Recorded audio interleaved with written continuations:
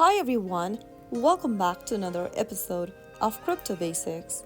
In this video, we are going to be learning how to enable app lock on Bitcoin.com application. To enable app lock on Bitcoin.com wallet app, first of all launch open Bitcoin.com application and sign into your wallet. After you are inside the home page, tap on the settings or the gear button at the bottom right corner.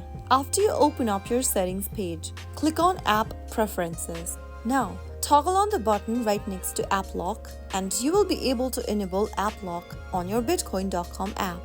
Every time you close off your app and get back to it again, you will then need to enable your Face ID or biometrics. Click the allow button and scan your Face ID or your biometrics, and you will then be able to get access to your wallet. So that is how you can easily enable app lock on Bitcoin.com. Enabling this feature adds an extra layer of security, ensuring that only you can access the wallet even if your phone is unlocked. I hope the tutorial was helpful to you.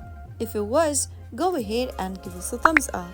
Don't forget to subscribe to the channel by hitting the subscribe button. Press the bell icon so that you'll never miss another upcoming upload from us.